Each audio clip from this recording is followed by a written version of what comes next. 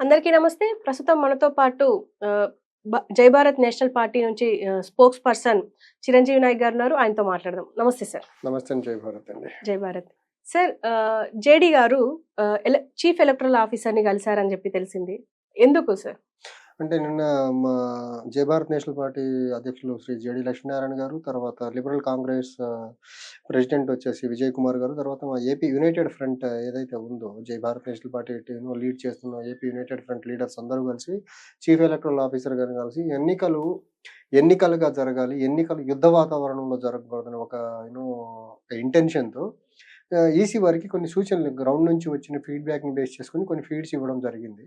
వాటిలో ప్రధానంగా ఒకటేంటంటే ప్రతి ఎలక్షన్ బూత్‌లో వెబ్ క్యామ్స్ ఫిక్స్ చేయాలి. వెబ్ క్యామ్స్‌ని డిస్ట్రిక్ట్ లెవెల్‌లో ఒక మానిటరింగ్ సెంటర్ పెట్టి ఏ ఎలక్షన్ బూత్‌లో ఎలక్షన్ ప్రక్రియ ఎలా జరుగుతుంది ఒక మానిటర్ చేయాలా. So that free and fair మేనర్‌లో ఎన్నికలు జరిగేదానికి అవసరం ఉంది అనేది ఒకటి చెప్పారు.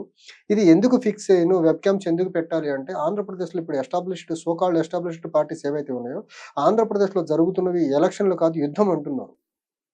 ఎలక్షన్‌లని యుద్ధంగా మారిస్తే ఆ యుద్ధంలో బలైపోయేది కామన్ పీపుల్ ఉంటారు. ఓటేసేదానికి వచ్చిన ఓటర్స్ ఉంటారు కాబట్టి, వాళ్ళకి ఎలాంటి ఇబ్బంది కలగకుండా ఉండాలంటే, కల్ప్రిట్స్‌ని ఇంటెన్స్‌గా వాచ్ చేసి ఎవరన్నా యాంటీ సోషల్ ఎలిమెంట్స్‌గా ఎవరన్నా ఎలక్షన్ రోజు యాంటీ సోషల్ యాక్టివిటీస్ ఎవరన్నా పార్టిసిపేట్ చేస్తే, మోడల్ కోడ్ ఆఫ్ కండక్ట్‌ని ఎవరన్నా వయలేట్ చేస్తే, ఆళ్ళని అక్కడికక్కడే పట్టుకొని పనిష్ చేయాలంటే వెబ్ క్యామ్స్ ఉండకపోతే, ఈ సో కాల్డ్ ఎస్టాబ్లిష్డ్ పార్టీస్ యొక్క దురాగతాలను ఎలక్షన్ రోజు ఆపలేం కాబట్టి వెబ్ క్యామ్స్ అన్నీ పెట్టి ఎలక్షన్ సూపర్వైజ్ చేసుకుంటా జరపాలని ఒక సలహా ఇవ్వడం జరిగింది. అపార్ట్ ఫ్రమ్ దట్ ఏదైతే ఇప్పటి నుంచి ఎలక్షన్‌లు అయ్యే వరకు ఏపీలో లిక్కర్ సేల్ మొత్తము డిజిటల్ మోడ్‌లోనే పేమెంట్ జరిపితే, ఈ లిక్కర్‌ని ఎలక్షన్‌లని ప్రలోభాలకి గురి చేయడానికి అవకాశం లేకుండా ఉంటుంది. బల్క్‌లో ఎవరన్నా లిక్కర్ సేల్ చేయగలిగితే ఈజీగా పట్టుకునేదానికి ఈజీ అవుతుంది. సో దట్ ఎలక్షన్‌లు ఫ్రీ అండ్ ఫెయిర్ మేనర్‌లో మద్యం ప్రభావం కాకుండా ఎన్నికలు జరిగేదానికి అవకాశం ఉంటదని సెకండ్ సజెషన్ ఫ్రమ్ జై భారత్ నేషనల్ పార్టీ ఇవ్వడం జరిగింది. థర్డ్ సజెషన్ జై భారత్ నేషనల్ పార్టీ చాలా రోజులుగా చెప్తా ఉంది. ఎవరైతే వాలంటీర్స్ ఉన్నారో ఆళ్ళని జిల్లాల వారీగా ట్రాన్స్‌ఫర్ చేయండి. వాళ్ళని స్థానికంగా ఏ ప్లేసుల్లో అయితే వాళ్ళు వాలంటీర్స్‌గా పనిచేస్తున్నారో అక్కడ ఉంచకుండా అక్కడి నుంచి వేరే ప్రాంతాలకు ట్రాన్స్‌ఫర్ చేసి వాళ్ళని ఎన్నికల డ్యూటీలో వాడాలి. వాళ్ళు ఎన్నికల డ్యూటీల నుంచి ఈసీ తప్పించడం వల్ల వాళ్ళు ఫుల్ టైమ్ వైసీపీ కార్యకర్తలుగా పనిచేసి లోకల్‌గా ఉండే గవర్నమెంట్ స్కీమ్ బెనిఫిషరీస్ ఎవరైతే ఉన్నారో ఆళ్ళందరినీ చాలా పెద్ద మొత్తంలో ఇన్‌ఫ్లుయెన్స్ చేస్తున్నారు. ఇన్‌ఫ్లుయెన్స్ చేస్తే విననోళ్ళని బెదిరిస్తున్నారు. ఈ ప్రక్రియ నుంచి ఆళ్ళని దూరంగా జరిపి ఆళ్ళని ట్రాన్స్‌ఫర్ చేసి ఎన్నికల డ్యూటీలో వాడాలి ఆళ్ళని. ఎందుకంటే వాళ్ళు గవర్నమెంట్ నుంచి సాలరీ తీసుకున్నారు. కాబట్టి వాళ్ళని ఎలక్షన్ డ్యూటీలో వాడటం వల్ల, వేరే ప్రాంతాలకు తీసుకెళ్ళి వాడటం వల్ల వాళ్ళ వాళ్ళ ప్రభావం ఎన్నికల మీద తగ్గేదానికి అవకాశం ఉంటది.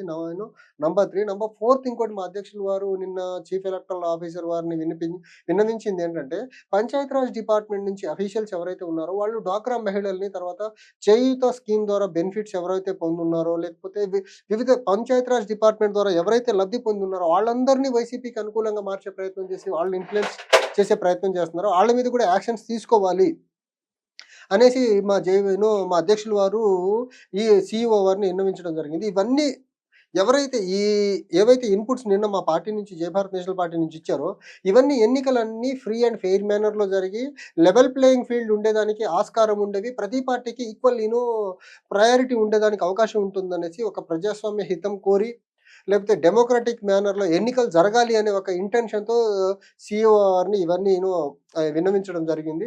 సో, ఈ విన్నవించిన అంశాలన్నీ సీఈఓ వారి పరిగణనలోకి తీసుకొని ఇవన్నీ ఏదైతే డిజిటల్ పేమెంట్ లిక్కర్ కోసం గానివ్వండి, వెబ్‌కమ్స్ ఫిక్స్ చేయడం కానివ్వండి, స తిరిగి వాలంటీర్స్‌ని ఎన్నికల డ్యూటీలో తీసుకొని వాళ్ళు ట్రాన్స్‌ఫర్ చేసి ఎన్నికల డ్యూటీలో తీసుకోవడం కానివ్వండి, పంచాయతీరాజ్ డిపార్ట్మెంట్‌లో ఎంప్లాయీస్ ఎవరైతే గ్రౌండ్ లెవెల్‌లో పనిచేస్తున్నారో ఆళ్ళ మీద యాక్షన్స్ తీసుకుంటాం. ఇవన్నీ జరగటం వల్ల ఆంధ్రప్రదేశ్‌లో ఎన్నికలు ఫ్రీ అండ్ ఫెయిర్ మేనర్‌లో జరుగుతున్నాయి. ఈ ఎస్టాబ్లిష్డ్ పార్టీస్ చెప్తున్నట్టు ఎన్నికలు యుద్ధంలా కాకుండా ఎన్నికల్లా జరిగేదానికి హెల్ప్ అవుతుంది. తద్వారా ఆంధ్రప్రదేశ్‌లో ఎక్కువ మంది ప్రజలు నిర్భయంగా వచ్చి ఓటేసేదానికి అవకాశం ఉంటుంది. సో, నిర్భయంగా ఓటేయాలంటే ఇవన్నీ ప్రీ రిక్విజిట్ థింగ్స్ అయిపోయినాయి ఇప్పుడు ఆంధ్రప్రదేశ్‌లో. హ్మ్.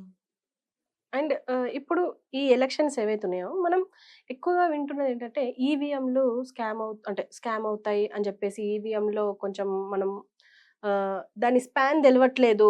మనం ఎవరికేస్తున్నాం అనేది మనకే తెలవకపోయినా వాళ్ళు మాత్రం మానిప్యులేట్ చేస్తున్నారు అని అంటే అంటున్నారు. ఒకటండి, ఈ మ్యానిపులేషన్ జరగకుండా అంటే ఇప్పుడు వెబ్‌కామ్ ఒక దగ్గర ఫిక్స్ చేసేస్తే ఆ బూత్‌లో ఏం జరుగుతుందో మొత్తం క్యాప్చర్ అవుతూ ఉంటుంది కదా! సో ఓటర్ వచ్చి ఓటేస్తున్నారా? లేకపోతే ఎవరైనా వాలంటీర్ వచ్చి ఓటేస్తున్నారా? లేకపోతే గ్రామ సచివాలయం సిబ్బందులు వచ్చి ఎవరైనా ట్యాంపర్ చేసేదానికి ప్రయత్నిస్తున్నారా? లేకపోతే ఓటర్‌ని ఏమన్నా వేరేలా ఇన్‌ఫ్లూయెన్స్ చేస్తున్నారు. ఇప్పుడు మనం బూత్‌కెళ్ళిన తర్వాత ఒక్క వ్యక్తే వెళ్లి వేయాల్సి ఉంటది. అది కెమెరాలో క్యాప్చర్ అవుతా ఉంటది గదా! వెబ్ క్యామ్స్ ఫిక్స్ చేస్తే దీన్ని ఈ అరాచకాన్ని అడ్డుకట్ట వేయొచ్చు మనం. అండ్ ఒకవేళ ఓటరు ఎవరికి ఓటేస్తున్నారో అని చూసుకుంటే, ఒకవేళ ఇప్పుడు డబ్బులు తీసుకున్న ఆయన దగ్గర కాకుండా వేరే వాళ్ళకేసే ఆస్కారం ఏమైనా ఉన్నప్పుడు, అలాంటప్పుడు వాళ్ళకి తెలిసిపోతుంది గదా సార్. ఎలా తెలుస్తుంది? అంటే ఇప్పుడు అన్నింట్లో హ్మ్, ఉన్నారు వాళ్ళ మనుషులు. ఇప్పుడు ఈ వెబ్ క్యామ్ చూసేవాళ్ళు కూడా వెబ్ ఉండరని వెబ్ క్యామ్ గ్యారంటీ అంటే ఏంటి? వెబ్ క్యామ్ మనకు ఈవీఎం మీద వీవీప్యాట్ మీద పడదు కదా!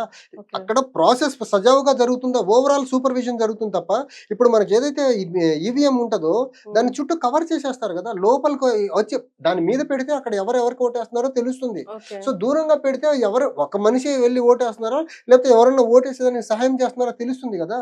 లేకపోతే ఓకే. ఎవరైనా వెళ్లి ఇన్‌ఫ్లూయెన్స్ చేస్తున్నారో తెలుస్తుంది. అంటే ఇప్పుడు చేతగాని వాళ్ళుంటారు, వృద్ధులుంటారు. వాళ్ళని తీసుకెళ్ళి ఇప్పుడు ఒకరు వేయిస్తారు. ఇప్పుడు ఫర్ సపోజ్ అంటే వాలంటీరే అప్పుడు ఎలా అనుకోండి. వాలంటీర్ అక్కడ ఫ్యామిలీ మెంబర్‌ని తీసుకెళ్ళాలి అతనితో పాటు హెల్పింగ్‌కి. అంతే తప్ప లేకపోతే ఎలక్షన్ బూత్‌లో పనిచేసే ఎంప్లాయీస్‌ని గాని, వాలంటీర్స్‌ని గాని, లేకపోతే గ్రామ సచివాలయం సిబ్బందిని గాని ఎట్టి పరిస్థితుల్లో ఎల్డర్ పీపుల్‌ని ఓట్ చేసేదానికి హెల్ప్ అయితే ఇవ్వొద్దు. హ్మ్. ఆళ్ళకేదైనా హెల్ప్ చేయాలి, తీసుకోవాలనుకుంటే ఇమ్మీడియేట్ ఫ్యామిలీ మెంబర్ ఉంటారు కదా! ఆళ్ళని తీసుకొని వెళ్తే బావుంటది. అలానే చేయించాలి గూడా. ఫ్యామిలీ మెంబర్స్ లేని టైంలో? ఫ్యామిలీ మెంబర్స్ లేని టైంలో ఖచ్చితంగా మనకు ఆర్‌ఓ ఉంటారు. లేకపోతే ఆ బూత్ ఆఫీసర్ ఉంటాడు. బూత్ ఆఫీసర్‌ని తీసుకెళ్ళండి. ఓకే. హ్మ్. అంతే తప్ప వాలంటీర్‌ని, గ్రామ సచివాలయం సిబ్బందిని ఎట్టి పరిస్థితిలో ఈ ప్రక్రియలో వాడొద్దు. వాడితే ఖచ్చితంగా వాళ్ళు ఇన్‌ఫ్లూయెన్స్ చేస్తారు. హ్మ్.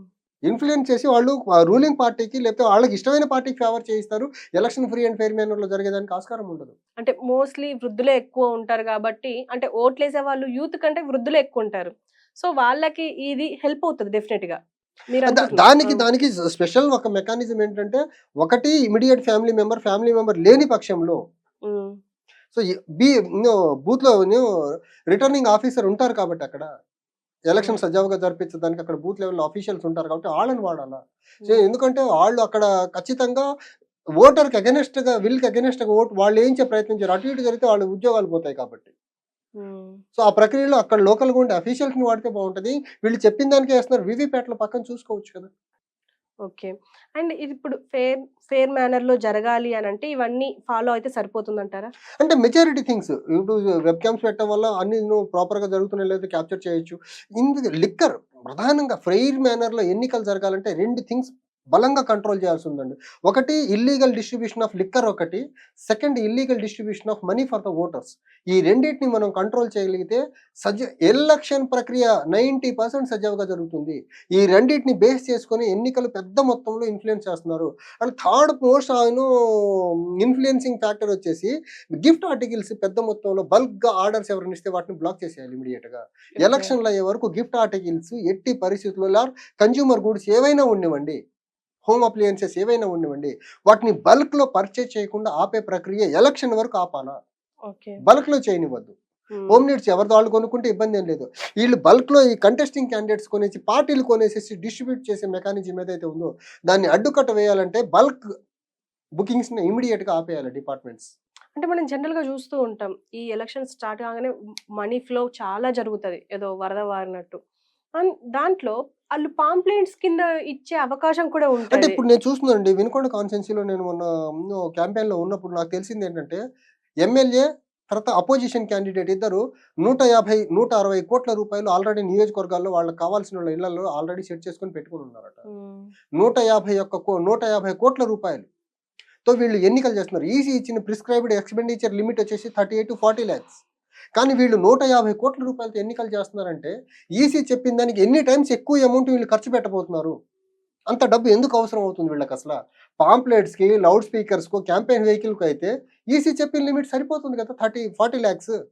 మీకు కోట్ల రూపాయల డబ్బు ఎందుకు అవసరం పడుతుంది ఎన్నికలు చేసేదానికి? హ్మ్. ప్రలోభాలకు గురి చేయకుండా ఎన్నికలు చేసేదానికి కోట్ల రూపాయల డబ్బులు ఎందుకు అవసరం పడుతుంది? కోట్ల రూపాయల డబ్బులు మీరు ఆల్రెడీ సమకూర్చుకొని పెట్టుకున్నారంటేనే మీరు ఎన్నికల్ని ఇల్లీగల్ మేనర్‌లో ఎన్నికలు చేసేదానికి సిద్ధపడ్డారు మీరు. బిర్యానీ పొట్లాలు, మందు బాటిల్లిచ్చి ఎలక్షన్ చేసేదానికి ఫిక్స్ అయిపోయారు. లేకపోతే ఓటర్‌కి డబ్బు ఇచ్చేదానికి ఫిక్స్ అయిపోయారు. లేకపోతే ఓటర్స్‌కన్నా వేరే రకంగా ప్రలోభాలు పెట్టేదానికి ఆ డబ్బు మొత్తాన్ని వాడేదానికి ఫిక్స్ అయిపోయారు మీరు. సో, దీన్ని బ్రేక్ చేయాల్సిన ఆవశ్యకత ఎంతైనా ఉంది. దీని మీద ఈసీ ఎప్పటికప్పుడు ఈ పర్టిక్యులర్ కాన్స్టిట్యుయెన్సీస్ ఏవైతే ఇప్పుడు ఉన్నాయో, ప్రతి కాన్స్టిట్యుయెన్సీలో ఒక విజిలెన్స్ టీమ్ ఇంటెన్స్‌గా తిరుగుతా ఉండాలి. ఎక్కడికక్కడ చెకింగ్ పెంచేలా. చెకింగ్ ఎంత పెంచితే అంతగా మనీ ఫ్లో సర్క్యులేషన్ తగ్గుద్ది. Okay sir. Thank you thank you very అండి. Much sir.